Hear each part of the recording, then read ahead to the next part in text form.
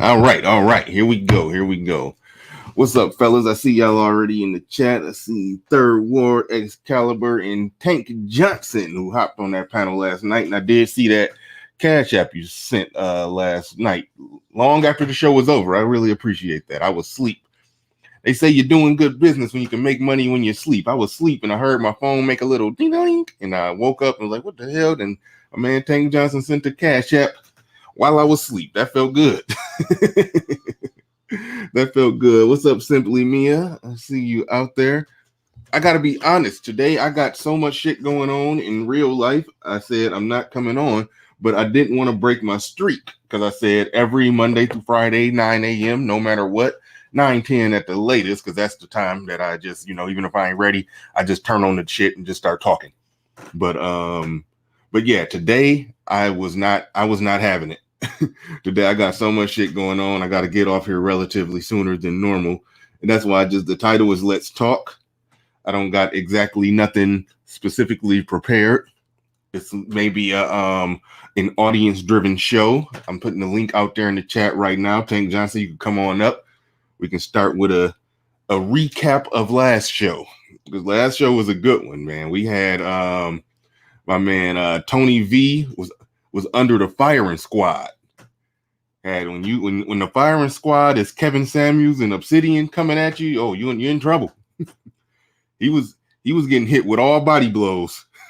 They tied him to the ropes and hit him with all body blows, but he took it like a champ, man. I hope he come back today. Because yeah, that was a good show yesterday. I greatly enjoyed that. Tawana Burke's engagement. I really don't know what to make of that.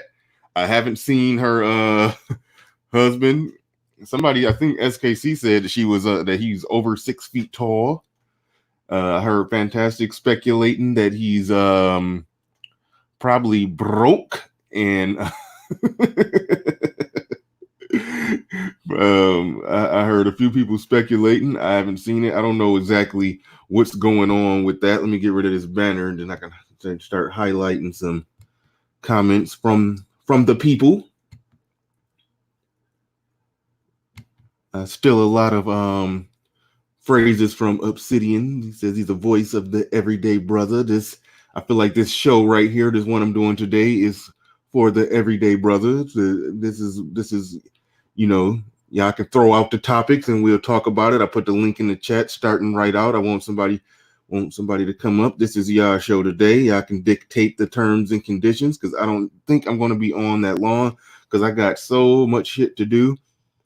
I run a business outside of this shit. I take classes at night. I got things going on, but I managed to somehow squeeze in this show while I'm growing this thing. My subscribers are growing, and I don't know how it works with most shows, most YouTube channels. I tend to believe that the for the amount of subscribers I get, and plus, compared to the amount of support I get, whether it's Cash App or just live audience, like I see people with 2,000 subscribers who can't get set anywhere from 70 to 100 people in on a live. So it's like I have a really small audience. I'll go ahead and say this ain't nothing but 12 people listening, so I'll get privy to some information that's not out there. I have just a little over 500 subs. So this is a small channel with a lot of support. I look at it like the NHL. They don't have as big of a following as the NBA or NFL, but the small following that they got are just diehard and supportive. They're there. They're at every game. They watching everything. They supporting. They're buying the merchandise. It's like a small group of people that keep the NHL going. Whereas, the NBA and NFL gets a lot of casual fans, because the person who don't even like basketball that much can flick through the channels and stop on a basketball game. But nobody do that with no goddamn hockey. So if you watching hockey, you are a fan, and that's sort of what we got going here. I don't got a lot of subs, but I get a lot of support and a lot of love from the people. I appreciate that. Let's see what we got in here. Let's see. Third Ward in the building. Excalibur, Tank Johnson, Simply Mia. I got to get better with these names. Saladin El Har. I'll not be disrespectful. Saladim El Rahim. I think I said that right.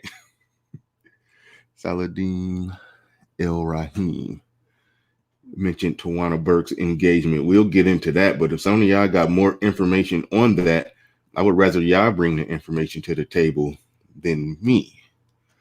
Tank Johnson says, LOL, I would love to, bro. I'm a little busy this AM, just going to listen in, and I appreciate that.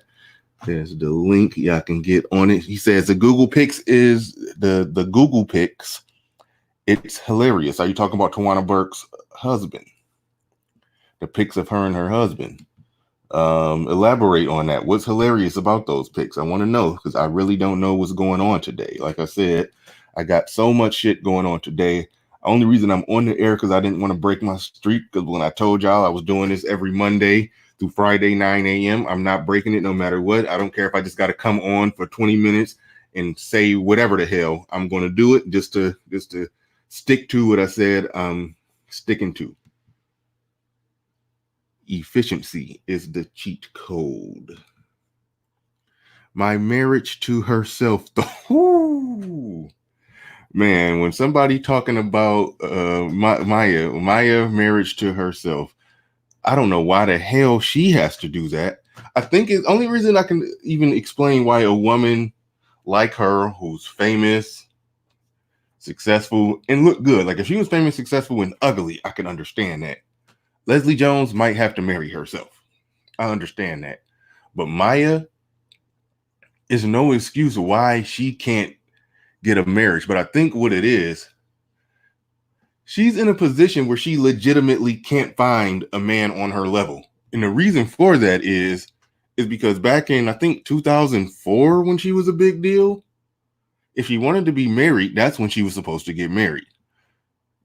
If she wanted to get married to some high status guy in the industry. But right now, okay, Drake probably give you some dick, but Drake ain't trying to marry you, you know. You probably can get I'm so bad at naming celebrities' names. I don't know these people no more. But you probably can get some big name celebrity to come through. You know, let's just say The Game or somebody hooked up with Maya. I think he mentioned her in the song. But anyway, I'm reminiscing about music I used to listen to. I think The Game probably mentioned her in a song, and I think I just say hypothetically The Game or somebody. He'll hook up with her, but he ain't trying to marry her.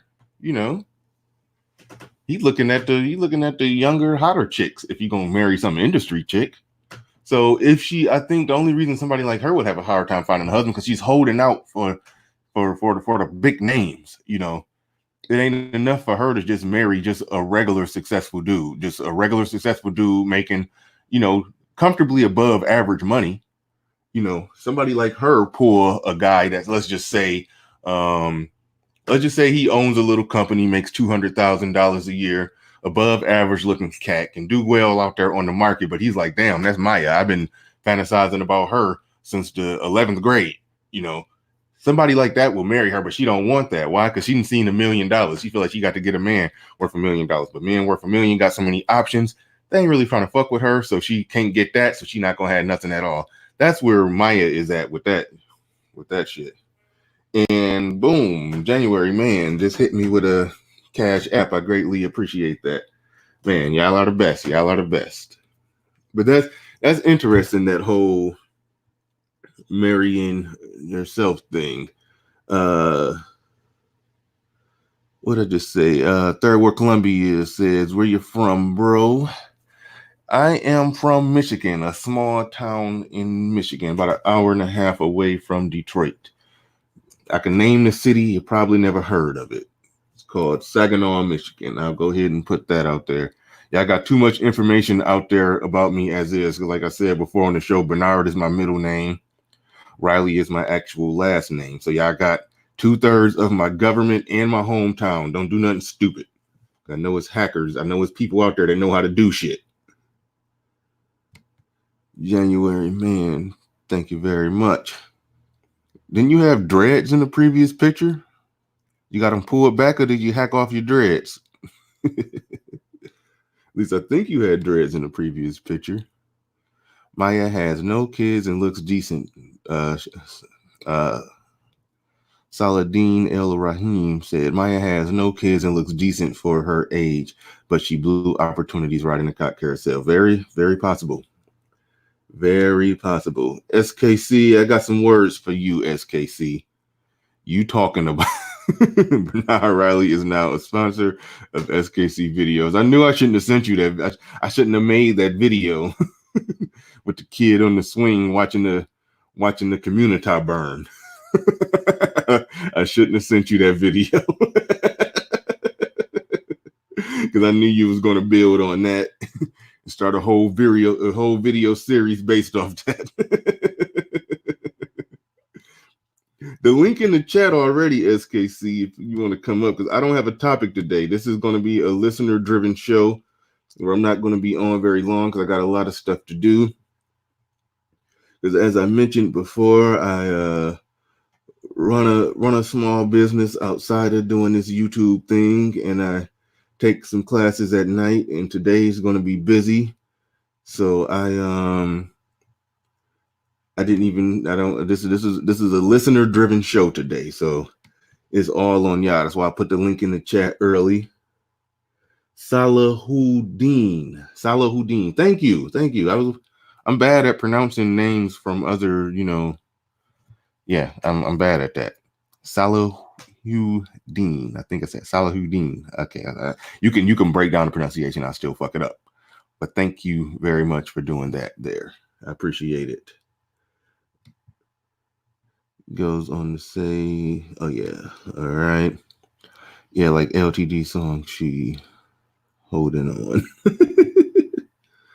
Oh man. Miss Downtown Judy Brown, thank you very much for that.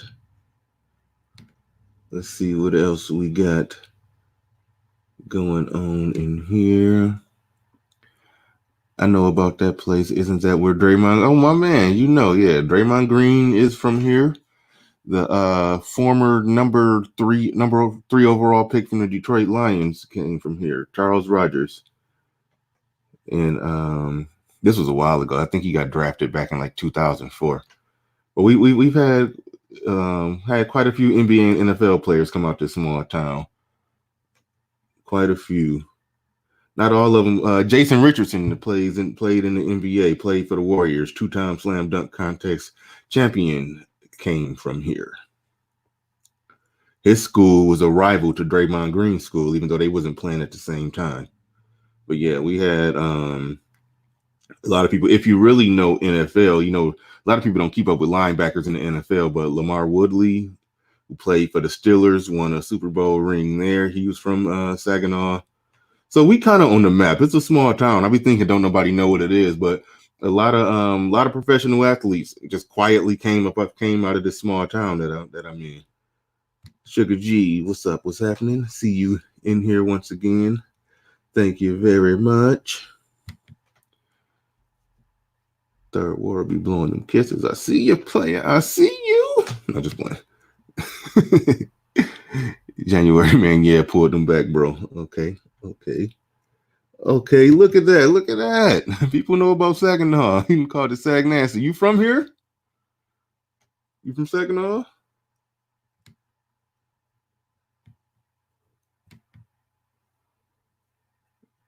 Let me know something. Naima Buckner in the building. Thank you very much. I'm glad when you come back. You was one of the originals when I only had 7, 8, 9 people listening tops. You was one of the ones that came in and showed your support while the channel was gradually growing. Now I can get 100 people in here on a good day, but I remember all of y'all that was here from the beginning. I appreciate that. I'm floating this link back out in the chat. I want somebody to come on up because, like I said, the title is just Let's Talk. So we just chopping it up today because I got so much going on. I'm getting off here real fast. I'm only on the air because I didn't want to break my streak. Because when I commit to doing something, I tend to like to get it done. And so when I said I'm doing every Monday at 9 a.m., God damn it, I'm doing every Monday at 9 a.m. So we can talk about whatever. We can recap the last show because the last show was a good one. I think it really made a lot of brothers think because a lot of brothers are on that. No, ain't no chick about to be going through my phone, but some brothers ain't even realizing when you married. I think Kevin Samuels knocked it out the park because I was just talking about it. Like, y'all are married, y'all are one, y'all are having raw sex with each other. What you mean she can't look through your phone? She can't know the password to your phone. Kevin Samuels knocked it out the park even further. He's like, this is the person who is the emergency contact if you get into an accident. This is the person who can decide whether or not they're going to pull the plug on you or keep you alive. And you bitching about a phone? Like, really, nigga? Like that was deep. Like man, it's like, so it's crazy how people think like that. I knew a guy from, I don't know what that is right there. LAOS. What is that? Who lived in Saginaw. Yeah, so more people know about Saginaw than what I anticipated. Yeah, I think we all did. That was a good topic. That was a damn good topic. I pulled that one out of my ass. But I figured it would get some things going. Because I know in my marriage, well, I'll go ahead and put it like this. I never used to check anything. I wasn't about checking. I didn't care. And to shout out to Donovan Sharp, I thought women were made of sugar and spice and everything nice. So what are you checking up on a woman for? She's not doing nothing. She's a woman. Well, and all women are genuinely good women, other than the porn stars, prostitutes, strippers, and the little local town hoe that everybody, the bike that everybody rides in the neighborhood. That chick. Other than that chick, porn stars, strippers, and prostitutes, I thought all women were genuinely good women. No need to check. And then I was just randomly talking to a guy at work, and he was telling me about how he was looking through his fiance's shit because she constantly checking his shit. So he started checking hers, and then he found out that on Facebook, this was long before Facebook was even on the phone. You could they could delete the messages they send out. I mean, they could delete the messages they receive, but the messages that fall into the category of sent messages, a lot of people used to forget to delete those ones. So he went to those sent messages to see some shit that she was sending out, and he found out that his fiance was on some fuckery. And I was like, that's interesting. So yeah, I went on and checked on my ex-wife, and I went and looked at her sent messages on Facebook, and I was like, whoa, like, it was like, damn. I thought she was made of sugar and spice and everything nice. So yeah, and then so that go back to that. I was just trusting. I was just blindly trusting. But when I got beyond the trust and said, you know what, I want to know. So I went and checked, and I found out some shit. That didn't end the marriage right there. We got through whatever. I'm not going to go into too many details about what was unearthed, but we got through that. We ended up getting a divorce years later, probably like 4 or 5 years later. But that was probably the baby steps to where, that was my first, that was the first red pill, so to speak. That red pilled the shit out of me, seeing, taking that peek behind the curtain at what she's doing. I'm about to show how corny I am. It's a country song. I don't even know the name of the song, but it's this might be the name of it. But I know in the chorus it says, "Who are you when I'm not looking?" It says, "My oh my, you're sure good looking, but I haven't had all of your cooking." Something. So who are you when I'm not looking? It's like it's some country songs that got a little corny little melody. They sound like they singing with their noses plugged up and they don't tune the guitars or something. I can't explain the sound, but some of them lyrics, man, will hit home just right. And so yeah, that was a red pill moment for me. But we got the Supreme King Coon who made a trolling video this morning that he said was inspired by me, and I take a little take a little offense to that, SKC, but you can come on here and explain yourself or talk about whatever it is that you want to talk about, because you did drop some pearls of wisdom on the last show. So you can last show you can talk about all this new wave of cooning you about to be doing this year. Oh no, man. I was intrigued by what you were talking about. Now I think you were quoting Blake Shelton, if I'm not. I think I don't know who it is. It was a time when I used to keep up with country singers because I worked out somewhere where I was the only black dude at the job, and when they were scared to put it on the country music station. But when I told them, no, I don't care. Listen, y'all can put it on there, because it's like I was working there for a year and they just thought that I might get offended by country. So they finally worked up the courage to ask me if it was okay if they put it on country. I'm like, no, I don't care. It's cool. I'll listen to anything. Then they put it on the country station and just let it rock for like 4 years. I'm like, damn. So I got fully indoctrinated into country music. So some of it I still like. Some of it is just too damn country for me. But some of it, yeah, you can listen to those songs and hear the lyrics and take something away from it. But anyway, yeah, I like old country, man. The newer stuff, not so much, but yeah, the more older stuff, yeah, it's but what would you expect from a coon? I mean, look at this thing. I love my dog. I love my truck. Yep. It'd be some country lyrics like that. Oh man. But yeah, man. And I don't even know what to start. I mean, yesterday it was a really good show. I'm sorry I kind of chimed out for a while, but I had to handle a bunch of client stuff. Oh yeah, I understand. Middle of your show, and I was getting emails left and right about graphic work and writing and website work. I was like, oh, okay, let me take care of this real quick. So, but yeah. I mean, so far as the vid, yeah, man, you inspired me, man. You sent me that video about burning the community down. And I was like, oh man, I've been slipping, man. I've been slipping. I need to get back on the guns. Oh man, when I saw that video, for those that don't know, just subscribe to SKC if you want to keep up with his coonery and buffoonery. But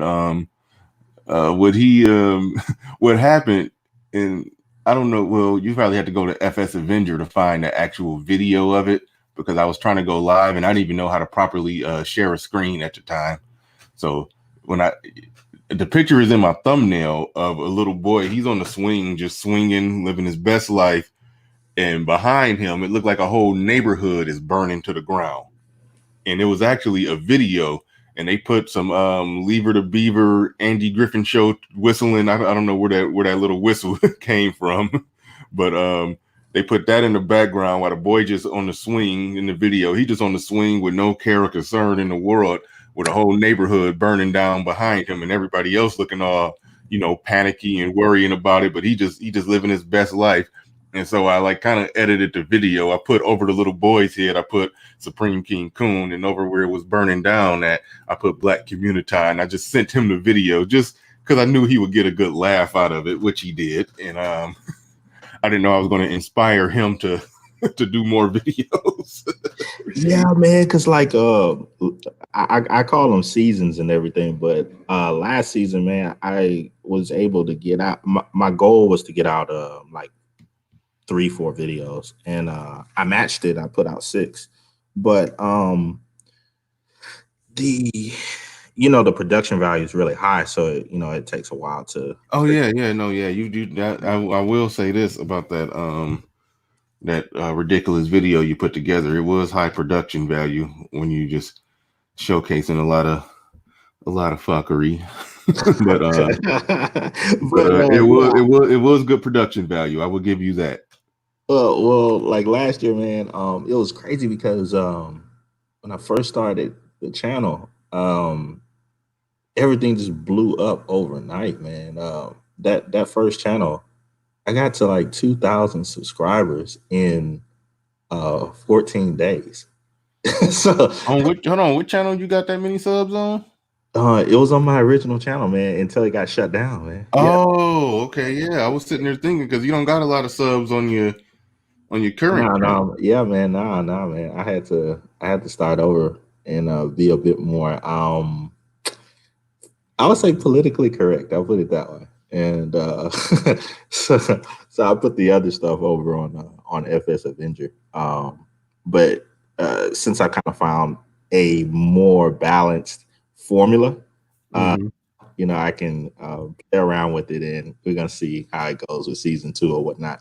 Man, funny note though. Funny note, man. Wait, hold your thought real quick. Sister George, if you're still in there, I'm looking at the title of a video from the Angry Man. It says Sister George accuses Mr. Research of misgendering. What Uh-oh. the hell is that about, Sister George? You misgendering people out here? Well, Sister George, she always in the middle of something. So Well, no, she be on her fuckery, but she been on her fuckery since she was hopping on Obsidian's panel back when he was on YouTube. The link in the chat for you, Sister George. I want you to come up here and explain that. I'm doing a listener driven show today because I don't really have a topic. That's why it's called Let's Talk. So I just want people to come up and let's just chop it up about something. And I'm gonna get off here early, probably at 10 o'clock. So I'm very curious to know what's that about. You around here misgendering people, causing problems, picking on folks. I want to know what's up with that. And there she is. yeah, man. I want to hear this too, man. Yeah, Sister George, welcome to the show. What's going on? You misgendering folks? You out here trolling? What's going on? What's happening? What's up with that? No. Hey y'all, how y'all doing? We're doing great. Good. No, Mr. Research came on my show. Obsidian and him were on the panel, Mm-hmm. and Mr. Research referred to Obsidian as a lady or whatever because Obsidian kept interrupting him, I guess, right? Mm-hmm. And so I was like, hold up. We're not gonna misgender people. Maybe that was a wrong choice of words, but now I'm accused of being a feminist because I said not to misgender. Like, don't call a person out their name. I was like, attack the talking points and not the person or Right. whatever. Because of maybe like last week, 2 weeks ago, Mella got on the show and said someone was using man puns or that. So it kind of stemmed from that, but. Now I'm a feminist and all kinds of crazy shit. I don't know. These people are crazy. Crazy.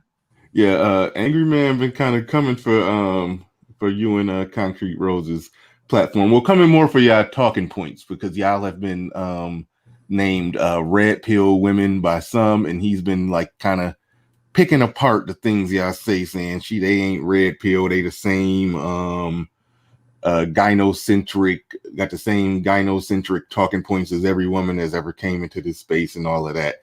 I've been noticing him saying that, and I've been kind of listening, kind of listening to him. So they're like an unofficial de facto beef or just a disagreement of ideas going on between y'all and the Angry Man. I honestly think it's a beef, but the whole thing to me is like when BGS reposted one of my videos, Mm-hmm. BGS called me black pill and said that the stuff, or maybe the stuff that I was talking about was red pill or black pill, whatever. It wasn't really a label that I had put on myself, so to speak, but I think I referred to myself as red pill, and then they were like, oh no, you're not red pill, this is a red pill space. So okay, we're not red pill, it's cool, we're not red pill. Right. And then the crazy thing about it is we went on to like something, we talked about Black Love, which is the video Angry Man was referring to. And so I'm like, well, Black Love wouldn't be considered a red pill topic nor a manosphere topic. So what's the problem? Why are you still watching my videos if everything I'm talking about is so retarded and stupid and you can't stand the sound of our voice? Like, why are you still watching? Like, what the hell is wrong with you? Yeah, well, I think he's watching because it's more so the amount of men that are in some type of way giving y'all a stamp of approval, but he's saying that what y'all are saying is just more of the same, because he said he's seen a lot of women come in these spaces and talking the talk like they agree with what a lot of the men are saying, but they really but they're really about the same shit. I think that's where he's coming from more or less. But Yeah, but I'm not gonna have the same perspective as Kendra D. Kendra D and I have led very different lifestyles. right. So I'm not gonna have the same perspective as her. And I'm not a Muslim woman. I don't claim to be the most feminine woman. So I'm not gonna sit here and put certain labels and titles on myself, and then I'm not able to live up to that. Now, what I am is I try to be very honest about what I've gone through and my experiences and stuff, but I do have I'll say I have some knowledge of what I'm talking about because I've seen it firsthand. So it's like, well, damn, I can't talk about certain aspects of black female fuckery, especially if I've participated and I've seen it at a certain standpoint. Yeah. Like, why can't I talk about it?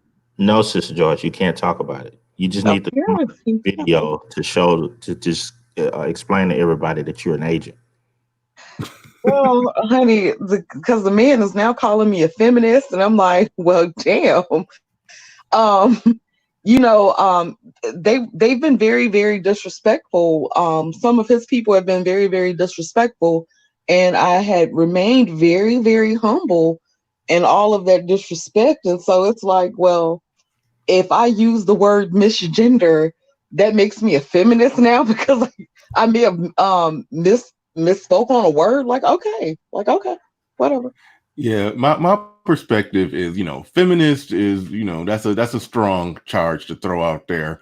Red pill was probably an overreach. I think that y'all are somewhere in the middle where y'all probably get it more than most women, but y'all ain't all the way over to the point of red pill to where you would be, considered, somebody who's going to speak the same exact things of Angry Man, or by extension, let's say, like you mentioned, Kendra D. Y'all not all the way over there yet, but y'all perspective is y'all perspective. I think Angry Man a lot of times have a problem with people getting into a certain space and then putting a own spin on it, like basically like siphoning the audience from the Black Manosphere, something that he helped build, but y'all coming in here and bringing what he considers to be, y'all might be saying some truth, but still smuggling in some bullshit on the side. And so I think he gets bothered by that. Me personally, I don't care. I like y'all perspective. I'll be disagreeing with some of y'all shit, or I'll be like, damn, that made sense, but then that was kind of some bullshit. But I mean, it's no big deal for me because I like the discussion. I like the debate. I had my show yesterday when I was, I don't know I think you ducked in for a little bit yesterday, but yeah, I had a show yesterday where a lot of the men disagreed with me and we went at it. We went back and forth, and then by the end of the show, I think people were seeing things a little more my way. And then Kevin Samuels came on and threw the hammer down. We was talking, I don't know if you know what we was talking about. We was talking about trust and the whole thing about, whether or not you got access to the person that you're with, whether or not you got access to their phone and they got access to your phone and could look through your phone and all of that. And some dudes were saying, oh, hell no, we can't, ain't none of that going on. You just need to trust me. And I'm like, okay, you putting your raw dick in her, but she can't look through your phone while you're in the shower.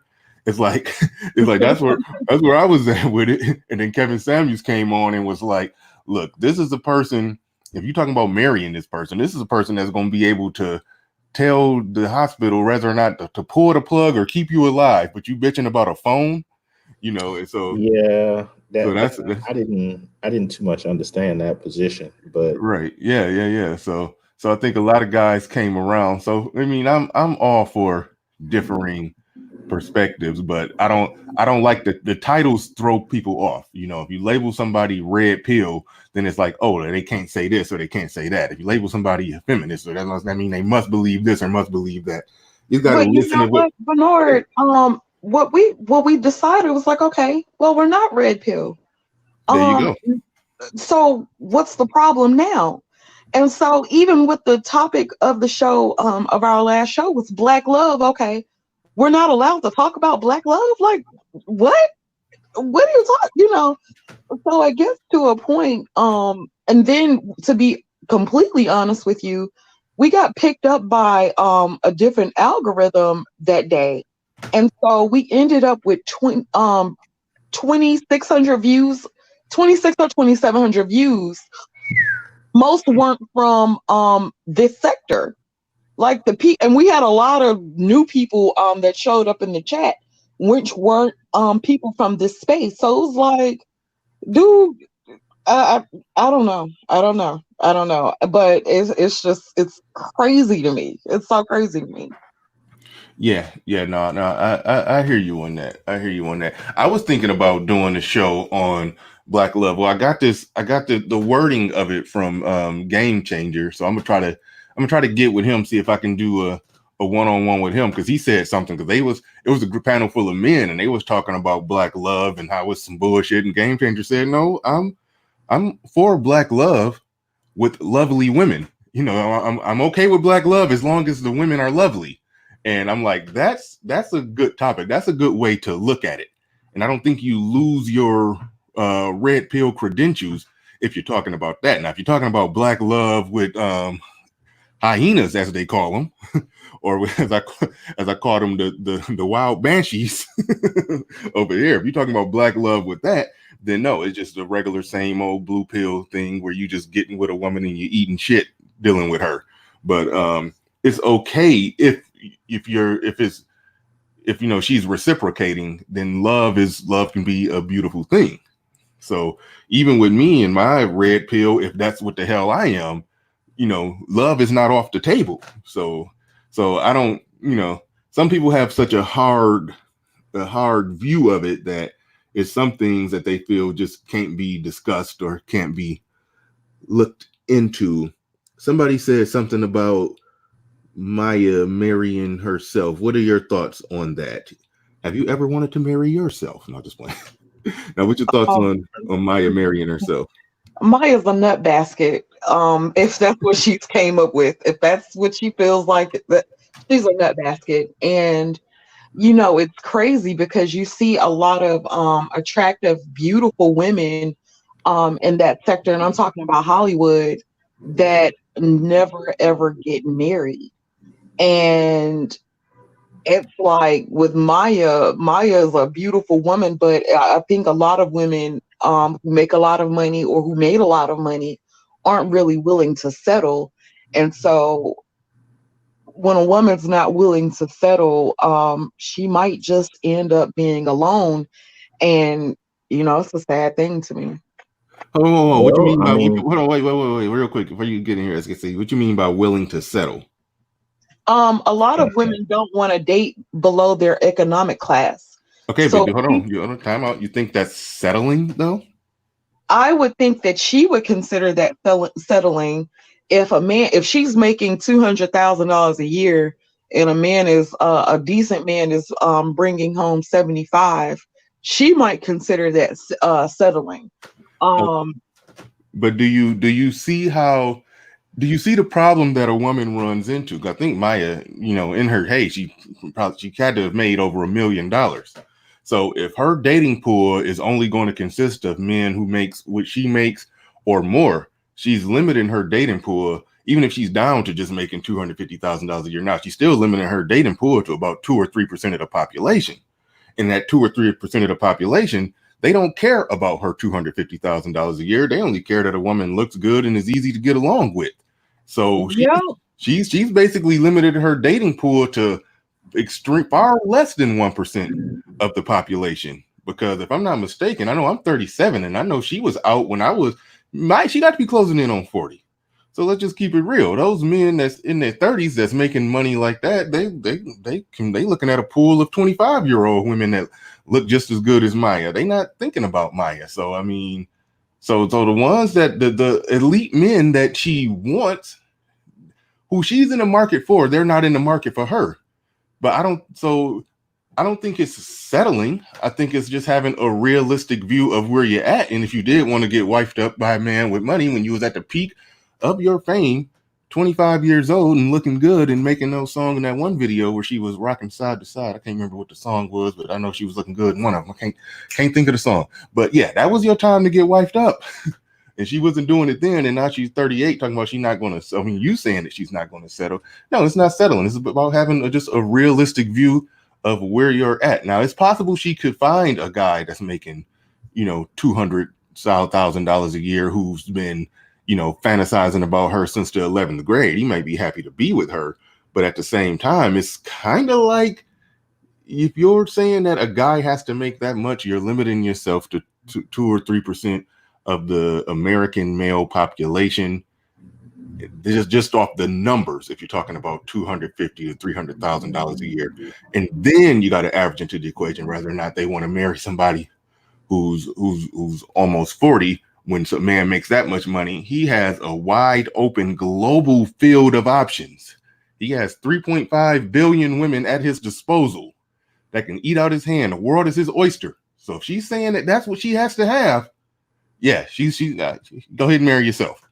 It ain't happening. But Go you ahead, know, a lot SK. of us will limit our dating pool because a man is not making a certain amount of money. So I think that's a lot of women, especially black women, who will definitely be like, okay, if I'm bringing in over 100 a year, I'm probably not going to look at the guy who's making 40 to 50 a year, which it does definitely take away a lot of options. So that's true. Yeah. But I don't consider that. I don't consider that a settle. I don't consider that settling. But now if you're talking about just a bum ass dude, I mean, then yeah, okay. If a bum ass dude that ain't doing shit, then yeah. But go ahead, SKC. You was trying to say something. No, I just think that situation is ridiculous. The reason why I say that is okay, I think she's in her 40s, but you have a woman that's in her 40s and she has, a sizable amount of income. You can't just say she can't find a guy in her strata. I mean, the whole world is her oyster. So you can't just look at the incomes of here in America. You have incomes of people worldwide. So, to not be able to attract a husband and you're on the world market, people know you. To me, that's kind of sad, especially when you have somebody like and I'm not capping anything. She but Tarana Burke got a husband. So I mean, it's like what are the excuses now, ladies? Oh man, I knew you was to bring up Tarana Burke. I mean, she gives me hope. I have hope. I have so much hope now. And she will be in one of my videos coming up to troll. You know what, SKC? Tarana Burke, she won 2020. Tarana Burke husband secured the bag. Yeah, she did that. SKC, I had no idea you had that kind of talent with your crazy self. I was like, wow, this is a really nice, well put together video. Like, wow. Yeah, that was the most well edited fuckery you ever seen, huh? I was like, this mother got some talent. Oh no, man. I do it for a living. Not just that, but other stuff for just business creatives in general. So yeah, I've been learning that stuff since I was in school and when I started out in journalism, and then it kind of morphed over into media. So very nice. Very nice. I was really impressed. It was, it was really good. I mean, come on now. How you think I attracted my wife? And I thought she was just like, "Hey, Ling Ling, I got some money for you." Yeah, because according to it all, it's like you can't compete unless you making big time money and everything. So you never know right here about the And that's a good question. What SKC? Where did you meet Ling Ling? Where did you and Ling Ling meet? At the embassy. Like I knew her for 3 years. While I was in school, and we would just cross paths a lot of times when I was doing some volunteer work at the embassy, which turned into a small little intern, and then it kind of spurned on to some other things. So far, it's just business networking, and that's how I actually got my first little spot with Merrill Lynch back in the day. But Yeah, we just every summer we would work together, and the first couple of years, she just like we just knew each other and everything, and then that third year, man, I got interested. She was too, and it was just kind of blew up for there.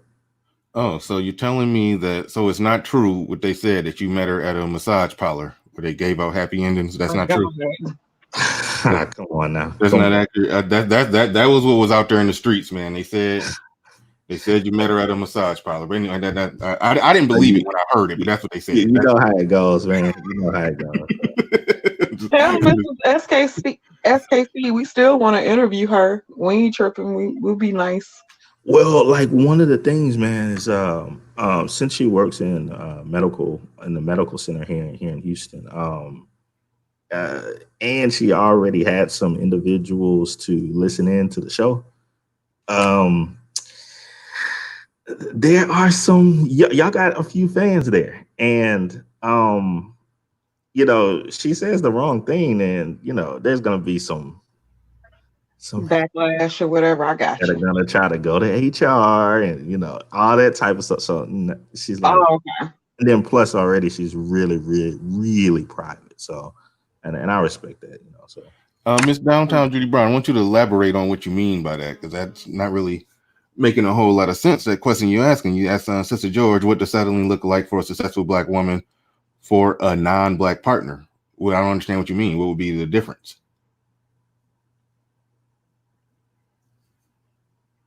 I want you to elaborate. I don't know if Sister George, if you can answer that question, go ahead and answer it. But I don't really know what you mean. If she's talking about like a woman dating like a bottom shelf Brad, or like a white boy that, like, like a Black woman dating a white boy that's not really doing well, to me that would be settling, to me. But I don't know what you mean by that, and I have to talk people down from that ledge, because the hidden assumption that I think that is in there, that a lot of people speak as if white men okay, if you're talking about a top 5% or even a top 10%, but if you're talking about one of the top, the top 5% white man, then yeah. You're talking about men that make a lot of money, and Black men in the top 5% make a lot of money. But it could be argued, and it is true, that there are more white men in that top 5% than Black men in that top 5%.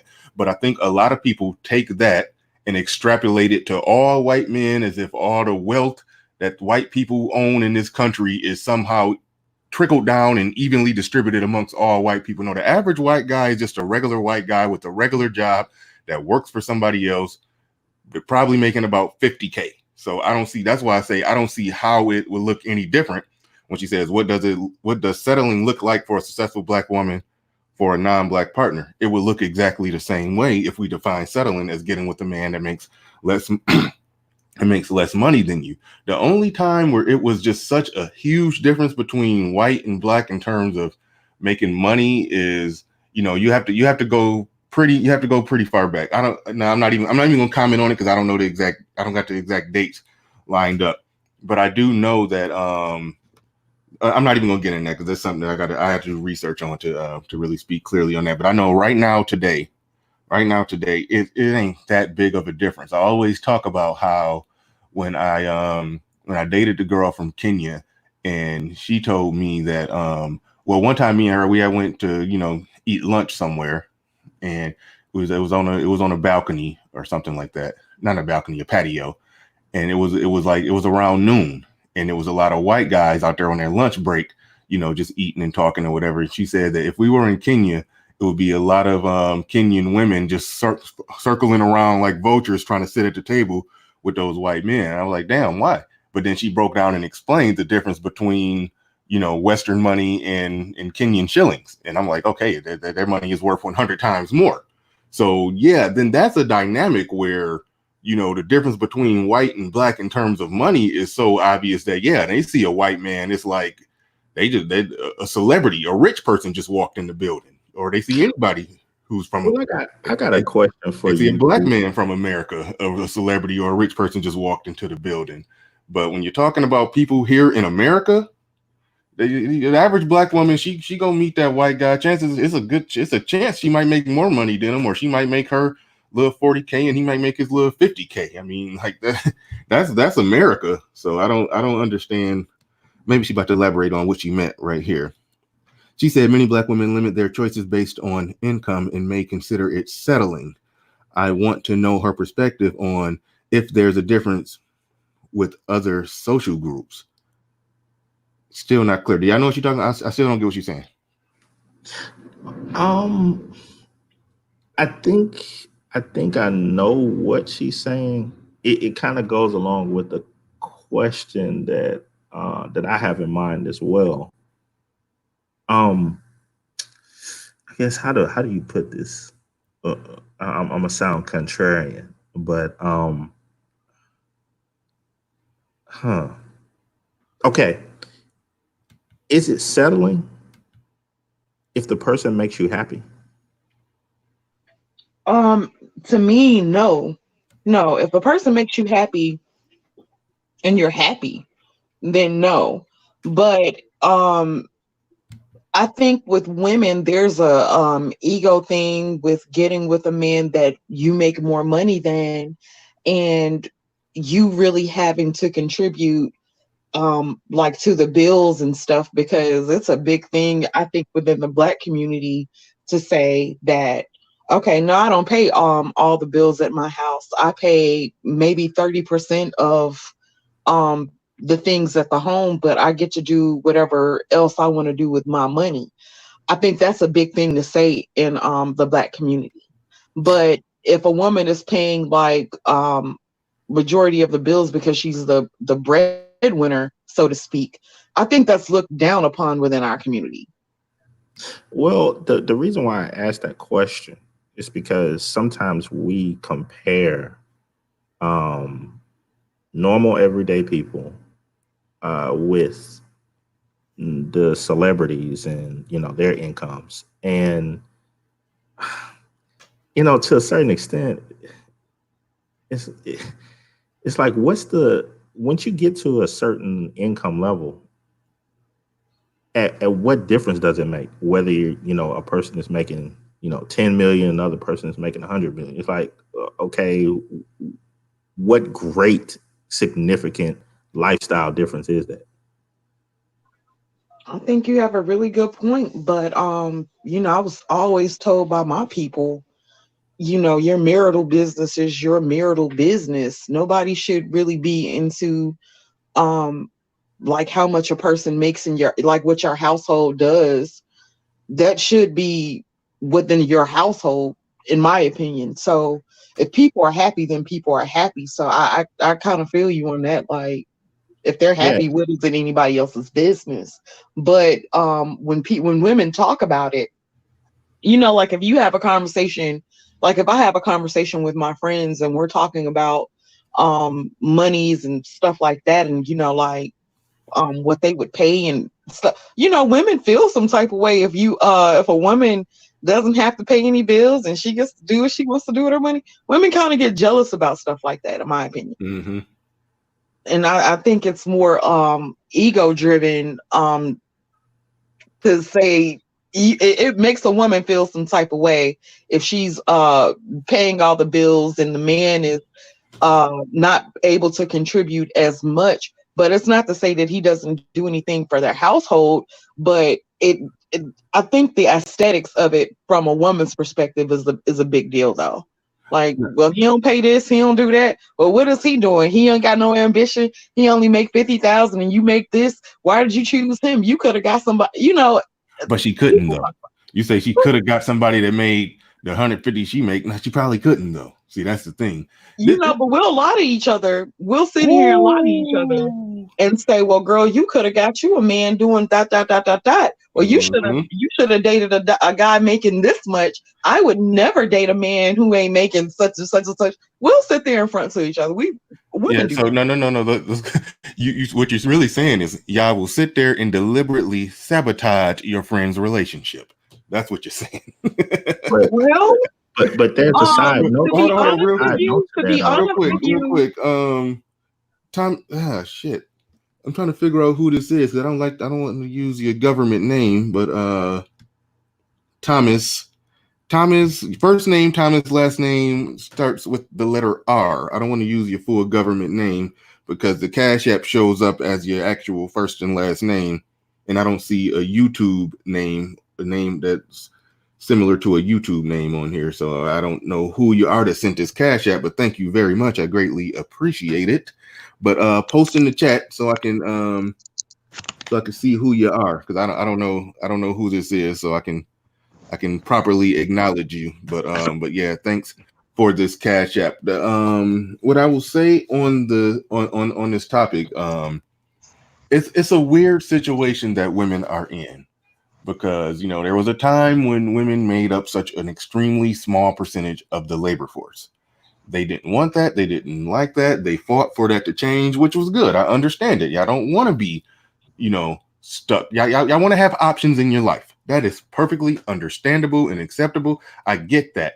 The unintended consequences of that is that if we're here in 2020 and women make up damn near more than 50% of the labor force, if 70% of women are in the labor force, that means only 70% of men are also in the labor force, which means that there are going to be 30% of men not working and a high percentage of men, working jobs that are not making as much. And a lot of those jobs that are making more money, a lot of those jobs are filled by women. And that increases the probability that there are going to be some women who are going to be left with men, either without jobs or with jobs that are not making that much.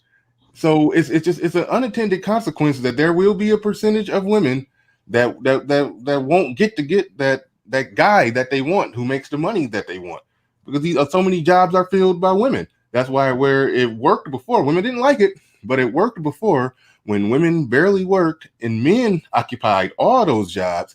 And I said before, I say it again, when you give a man a job, it's almost like you've given a woman a job, because a man will use that job and take care of himself and a woman. A woman will get that job and be like, well, I ain't taking care of no man. And then so that's going to cause a huge divide and division between men and women, to where women are over there, men are over here. And like one thing the Obsidian say, is like they meet in the center of the ring to fight or fuck. And then after the round is over, they go back to their respective corners and they're just separated over there. And that's what we got in Black America. And so I have to call it and say that, yeah, one of the unintended consequences when women, fought for their rights to have their jobs and make their own money, to get their own bag and be strong, independent, don't need no man and all of that. One of the unintended consequences of it is that, yes, a percentage of y'all will not get that guy that makes more money than you, because women are occupying a lot of those jobs. There's only so many jobs to go around. It's not possible for 100% of men and 70% of women to be working good jobs. It's not possible. So it's going to be a percentage of men that just, in this economy, in this structure, that's just not going to get it. Now, the men that are in this game, yeah, we got to roll up our sleeves. We got to compete. We got to figure out how to be the best we can be regardless, but there will be losers and there will be winners. And as long as it's structured the way it is, some of y'all women going to end up with losers. So let's just hope that he gives good foot massages and other stuff. But anyway, David Monroe is on the panel. What's up? What you got to say on this one? What's going on? Good morning, everybody. Thanks for having me up. You basically stole a lot of the thunder I was just gonna bring down, so I'm gonna switch gears a little bit. I'm sorry. I tend to do that, man, because I'm kind of good at this shit. No, that was right on track, because I was thinking the same thing. Like, the numbers are off, and women are notoriously bad at math, so it's just like it will escape you girls forever that this is not going to stack up well.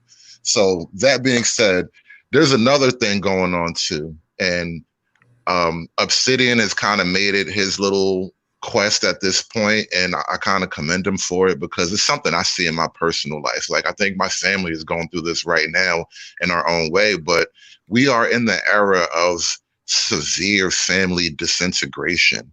Like, this is the other unintended consequence of not only the climb into the labor market, but the clinging to the welfare system. It's a real vicious vice system. It's a 1-2 punch on the family network, because what you wind up doing is definitely by choice, you are severing all of the social and the familial bonds that get people through rough times, all the reasons that people once upon a time they would have stuck together because life was difficult and it was better if we faced it together. Even if I was sick of you and you were sick of me for a little while, we could probably forgive each other. And I really don't believe a lot of the feminist propaganda that all these women were trapped in all these bad marriages and all these men just had their foot so far up a wife's ass. Like, I don't believe it was really that way.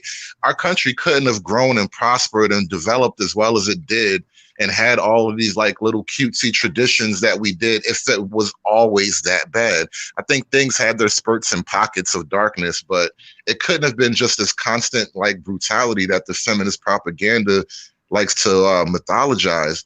But because we've adopted that mythology, we've turned our backs on the ties that bind, as they say. And right now, like, just imagine it. Just picture this. What is the young girl right now, 3-4 baby daddies, kids that she don't really care for? She's probably a little bit abusive herself. And even if she means well, she just doesn't know well. What's she going to be like as a grandmother? Are her kids going to fucking love her enough to care for her when she's an old lady? Let alone the fathers. Like, you know, most of the homeless population right now, they're probably black men who have kids who are probably chased away from their family units in a certain way. Like, this whole thing is falling apart real fast. It's coming apart at the seams. And I turn on our black media, and it's a party. It's like those people who are playing music on the Titanic.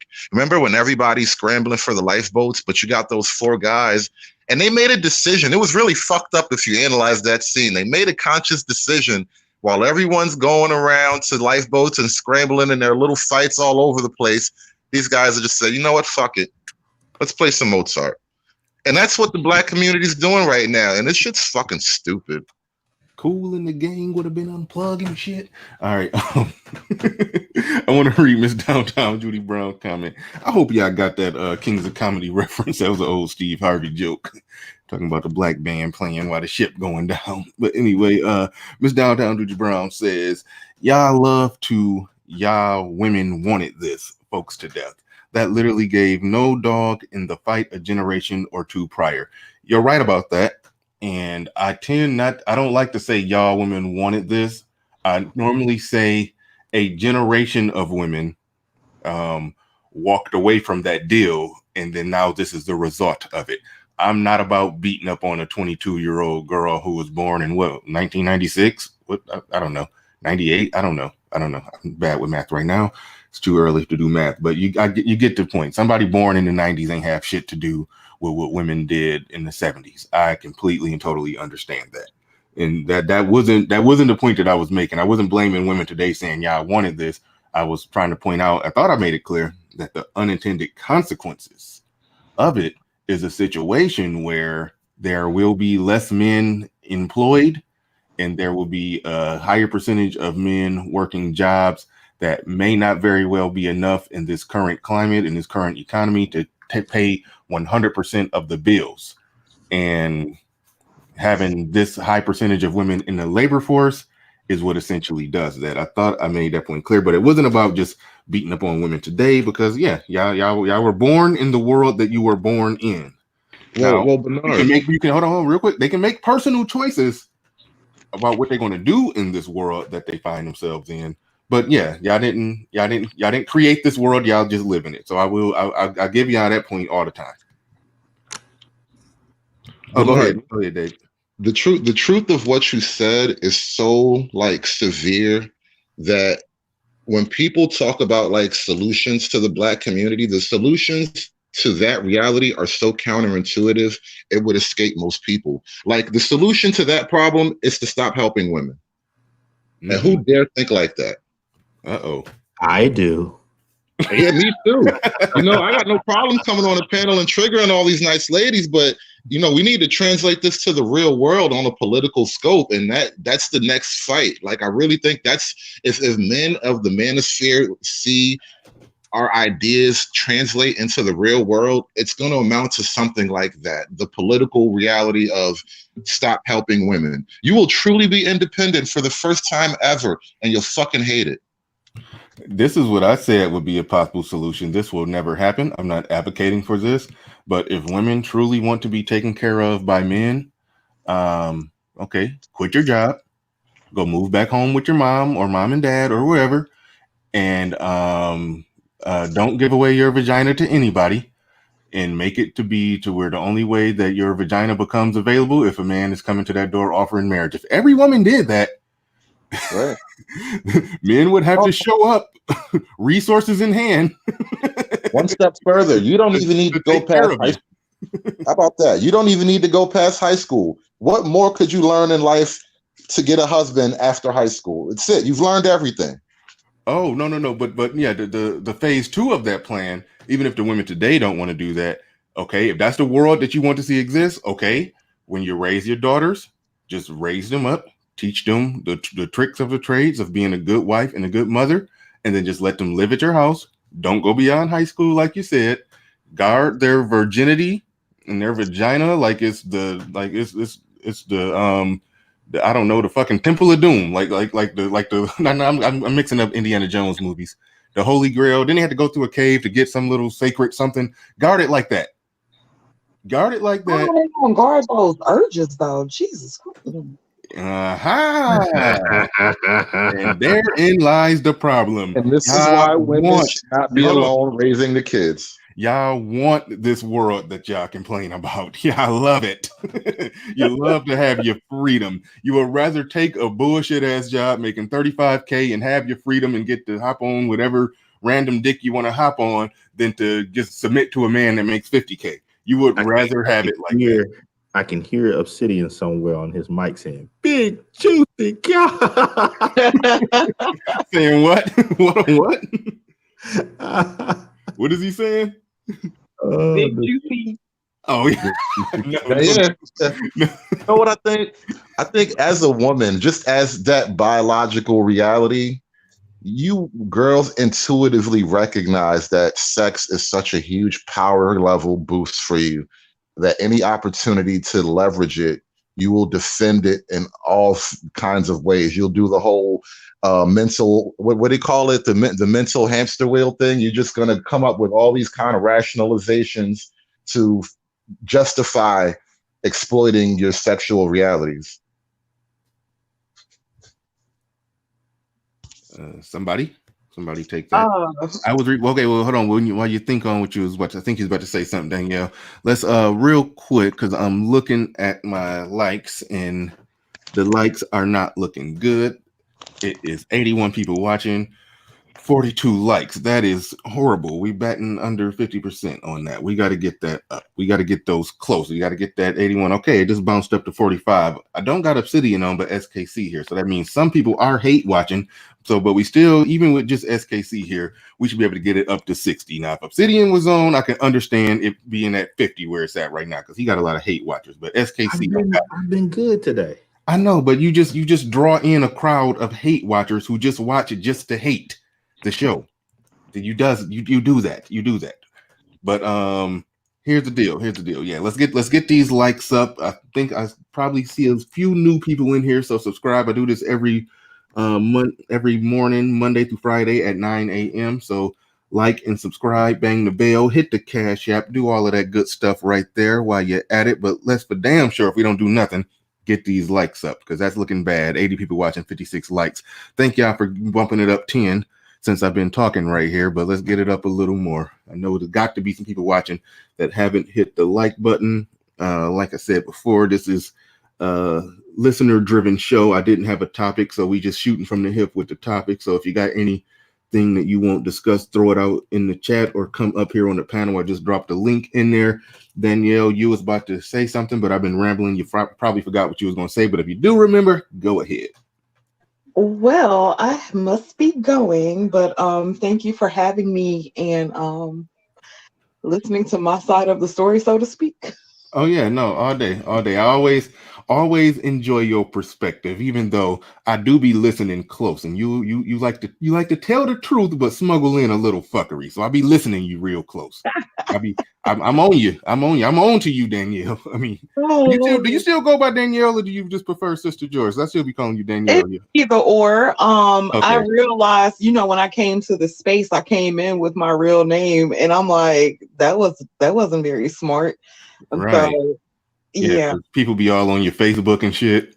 man, you don't know the half. I could already imagine that. I could already Yeah, imagine so that. it's like I have to be very, very truthful about myself. I can't Mhm. get on here and lie about too much shit. Exactly. You go and look it up. So it's Uh-huh. like, oh well. But all right, yeah. If you got to run, thanks for coming on. I got to quit bullshitting and hop on y'all panel. I listen to y'all here and there when I can, but I never hop on the panel. I got to quit bullshitting and hop on your shit here and there. Go ahead and post a link to it in the chat just in case some people not subscribed. Even though I think I'd imagine there's a lot of overlap between my audience and yours. But go ahead and drop your link in the chat. Yeah, go subscribe and check out Danielle and Concrete Rose. It's called The Breakdown: A Woman's Perspective. I hope I got that right because I'm bad with remembering the names to things. But yeah, check her out. All right, you guys have a good start to the week and be careful. All right, thank you. All right, I'm putting that link back in the chat. Hopefully somebody else could pop on up. I'm trying to read some comments to see if somebody throwing out a good topic for us to hop on. But other than that, SKC or David Monroe, y'all can go ahead and shoot from the hip, whatever you got on your mind, while I'm trying to find a comment for us to tackle. I wanted to ask SKC about that video. Well, not so much that video in particular, but I was a little bit blown away about how much like editing and research you kind of, and this probably wasn't even that. I don't know how much work you put into, but I can tell you put in some level of work. And you reminded me of the old videos of when I first discovered like the red pill space on YouTube. And I don't know, I probably used to watch a lot of Tommy videos. And then from there, like I just went down into like the rabbit hole. But I was wondering, what was your experience? Like, how did you discover this corner of YouTube? Wow, man. I was I think it was about 4 years ago. I had came across I was actually researching some information for a client, and they wanted something a bit more urban. So I was like, okay, let me look around and try to build this presentation. And by chance, I came on YouTube looking for some things, and I came across a hardcore Tito video. Came across a Mad Bus Driver video, and also Sotomayor. And Sotomayor kind of sent me over to Obsidian, and then I was like, this is kind of interesting. There's a lot of views that I knew about, obviously, but I knew that that brothers were having a hard time with sisters, and for what it's worth. But as a married man and not married within the culture, there was a lot of I hadn't been accustomed to for quite a while, because when the kids came along, it was like, man, I was trying to be super dad, so I wasn't into anything. But yeah, that's pretty much how that started. But on top of that, my grandfather and both my grandfathers on my mom and dad's side, they were huge historians. So a lot of the information that Tommy and Hardcore Tito and Obsidian would share, I saw those things. Like I had old recordings and VCR recordings and junk of those shows. Like one thing that my grandfather would always have me do is just like a Sunday evening, man. We would sit down and look at Tony Brown's journal. That was like a mainstay in the house. So things like that kind of drew me into journalism, and I just remembered those things. So when creating a lot of the videos, yeah, I'm trolling, but I'm kind of drawing back on a lot of the information that I saw as a kid and integrating it into different subject matter. Mm-hmm. Complex design. What's on your mind? Welcome to the show. Always enjoy your perspective. What you got, man? Hey, what's going on, brothers? What's up? Yeah, top of the morning to you guys. Top of the morning, everyone in the chat and everyone listening in. I wanted to make. I just literally came up here just for a few minutes. I got to take my daughter to an eye exam, but I wanted to make a quick point because I think it ties to something that you guys were speaking on earlier, and I've made this statement before, and I get pushback on it, and it's very strange. And I think it's something that's actually worth exploring because it's actually related to a part of the issue, and it's this perception of what sex is. And what I always like to do is remind people that the primary function of sex is for reproduction. You know, we practice an activity that was created for propagation and reproduction, and we do so with the thought of the idea that that's more of an unintended byproduct, right? As opposed to what is the designed result of. Okay. In a recreational sense, yeah, that that's not a desirable outcome, right? Mm-hmm. However, you are engaging in an activity that leads to that outcome, right? See, so you know, it's sort of like if I say, well, you do know that the whole purpose of sex reproduction, right? Like you're kind of, it's almost like trying to ice skate uphill in terms of the argument against that, right? So as long as you want to be ignorant to that very core central fact, then you'll kind of be irresponsible about that action, about that activity there. You'll take an irresponsible approach to it. Hey, Complex. Well, let me say this to what you're saying, because when it comes to sex and the purpose of sex is for biological reproduction, the reason that sex feels good is because, you know, okay, some people don't like when I start talking all evolution and shit, but we're hardwired through evolution to want and desire and crave sex, just like we had hardwired to crave, you know, when we get thirsty, we have to get some water. The urge for when we get hungry, we have to get some food. In all animals, what is the driver of that? Why does that occur? The desire for food, sex, and water? No. Why does the desire for sex occur? What is the driver behind that? It's for reproduction. But see, here's the thing. Because it's so important for us to reproduce that we became, you know, wired over time, you know, for it to feel good. So we would want it, because if it didn't feel good, the animal in us may not just do it out of necessity. You know, and here's the thing about that, right? The good feeling on that is subjective, right? Because there's some people who, you know, let them tell it, they don't really enjoy the act, right? See, so the feeling part of it, and I'm not throwing that out of the equation, because the feeling is the effect. It's what we get from doing it. We put so much into the effect part that we don't actually go back to the core central tenet of what the fuck we're doing and why we're doing it. That's why I said, well, what's the driver behind it? Yeah, it's going to feel good. It's going to feel great. Yeah, all that, right? But what is the core reason behind why you feel like you want to do that? Because that's your genes telling you need to go and replicate. You need to propagate. DNA. Right. Yes. It's telling you to go propagate your DNA. Yeah. Right. So now let's take that and let's apply it to the reality or the modern day paradigm in which we live today. Do you think that it is a smart move to just act on it irresponsibly and propagate? No. That's Absolutely not. what I wanted to interject with a second ago. I didn't want to really derail it, but Good, this good. is right back to where I was going. Mhm. I'm 38, right? I've Mhm. had this conversation with people, I guess the boomers, a couple of times, and you have to convince them almost with a medical dictionary that the purpose of sex is reproduction I mean, and the Jesus. byproduct is feeling.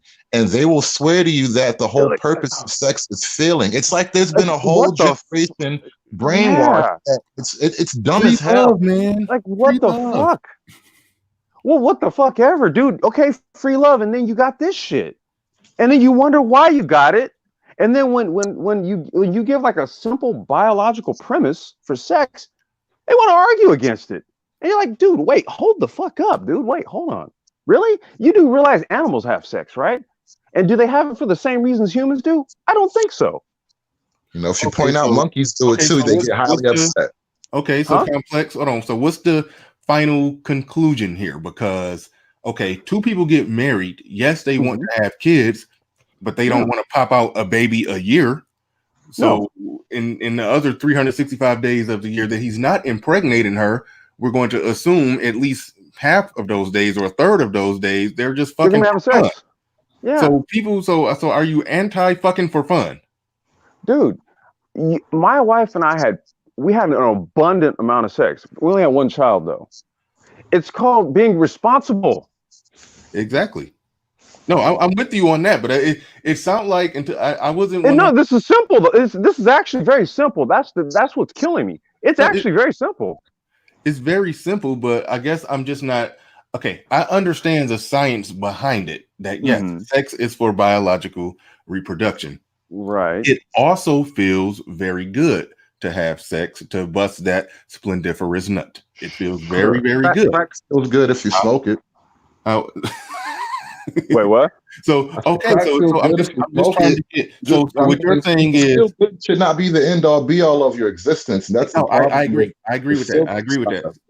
I agree with that. So it sounds like what Complex is getting at is that if the pure pleasure and lust for sex overrides the purpose and reason for it to the point to where you're recklessly reproducing with no regard, then you're doing it wrong. Well, why is lust why is lust considered one of the 7 deadly sins? I don't care, but I like because it may lend to something. It may lend itself to a situation like this, if not contained, right, or applied in the proper manner. And see, I'm not advocating for like chastity and all this shit, right? Okay. Or walk around with metal belts on her. No, I literally just said my wife and I had a lot of sex. We only had one child. So what that means is that the one child was planned. Mm-hmm. When I was married, all of the sex was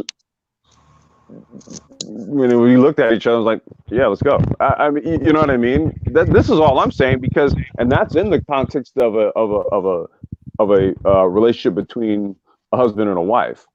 Okay, we're talking that's responsible sex practices in a marriage. Mm-hmm. Look, let's put that on the table. What are we actually dealing with in the Black community? Where does this single motherhood issue? Where does all this shit come from? Irresponsibility. Where does all think about that? Think about this for a second, right? Even think about all of the talk about mate selection. Why a woman why in this little space here? What is the number one characteristic that women are going for? It's sex. It's all sex based. Sexual dominance. This is the comment I made earlier, and Sister George kind of left it hanging, but I wanted to really see what she would respond with. But I said women seem to use every opportunity to leverage their sexuality. This is how they operate. And this is what I mean. You can't. That's not what's going to lead to a productive community. This is what I'm ultimately trying. This is what I'm ultimately trying to get at here. It's like you can't approach the most rudimentary component the most basic core component of of communal organization and building, i.e., smart sex practices and family building, right? If you're not practicing that, you're not going to get this community that you want, right? So we have to literally go back and re-examine the basis upon which how we're creating the humans that make up our community, and it's in a very dysfunctional way.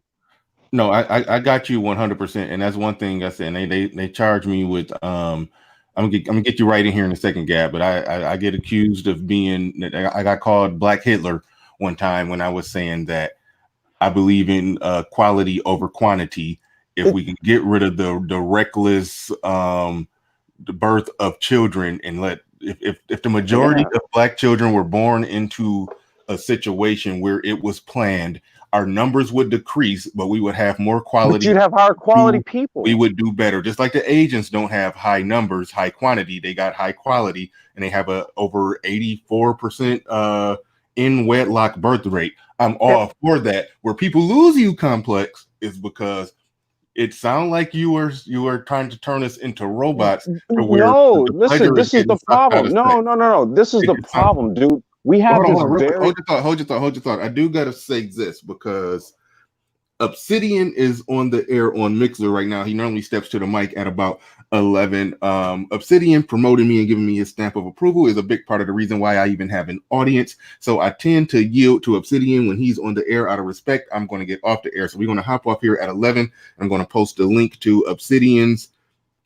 page in there for anybody who ain't already set up with him on Mixler. Go hop over there and check him out when we get off of here at 11. I'm going to post that link a few more times because I do yield to the old man when he hops on Mixler. I'm not going to be on at the same time as him, and will tell my audience to go over to him.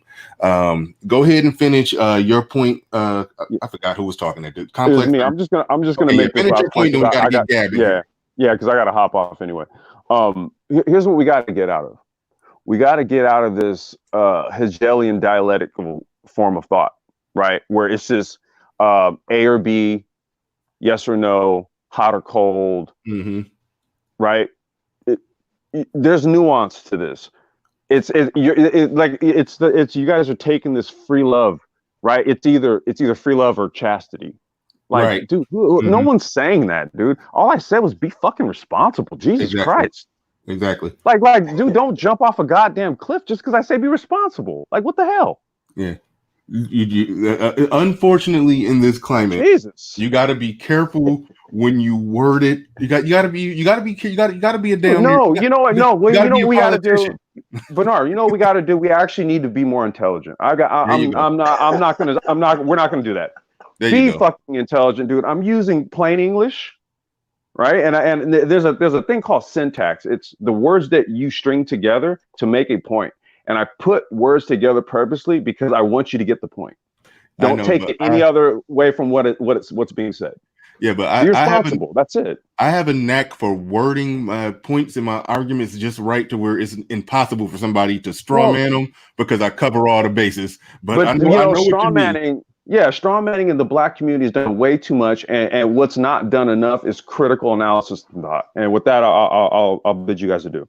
Yeah, I got you. But we got to get my man Gab in here. What you got on this topic, man? Hey, I appreciate it. Can you hear me? Okay. Yeah, we can hear you. You good? Oh, okay.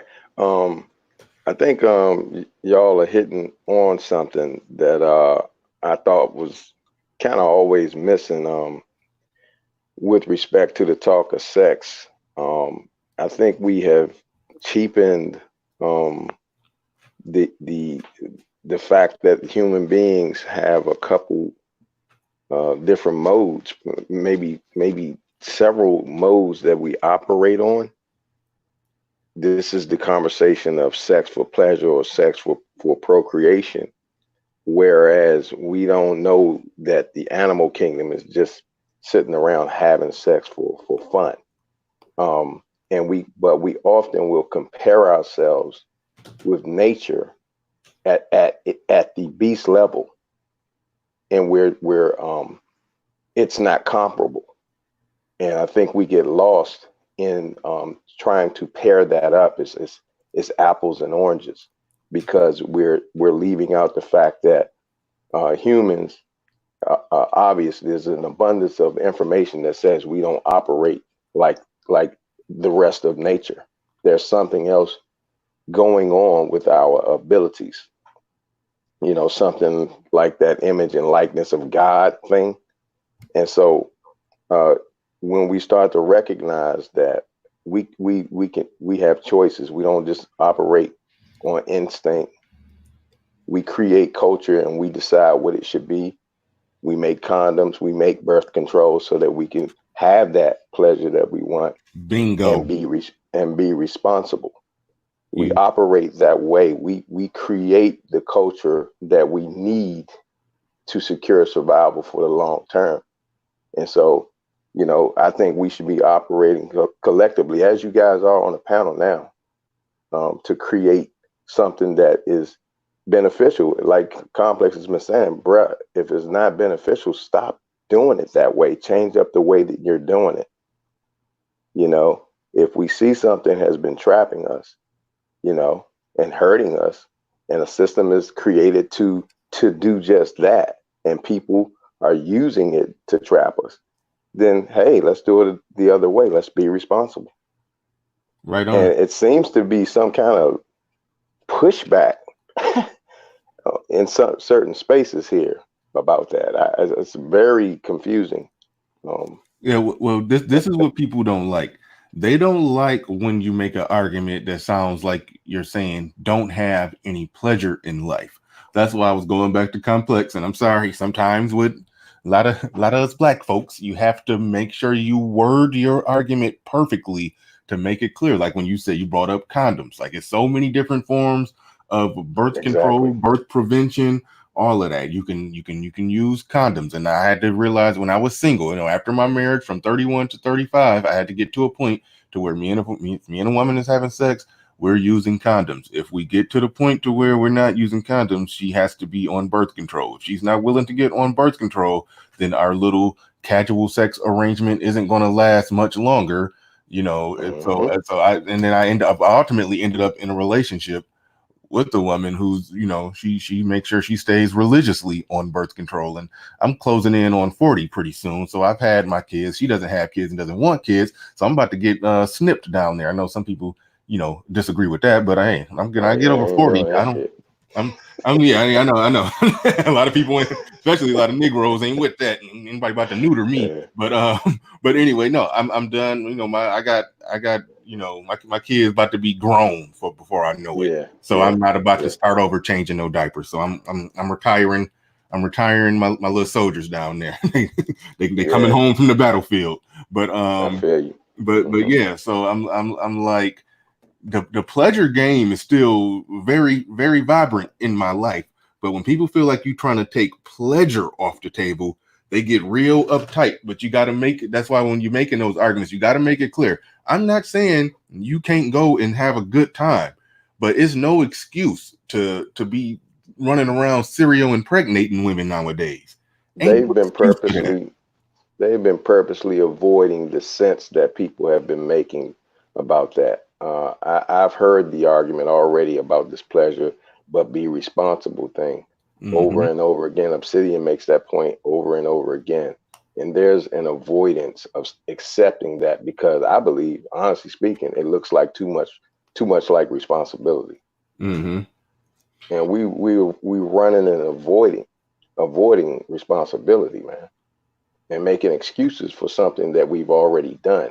So we're pissed about it. So we rather not say that we were irresponsible. We rather bang on the other side. So, yep. That's my simp lessons for today. Okay. No, that ain't simp lessons. Now I'll let you know when you're simping. You good right there. I'm with. If you a simp today, I'm a simp then, because I'm with that. I'm with all that you said right there. But David Monroe, I'm gonna give you the last word while I post the link to Obsidian's show on Mixlr for those who aren't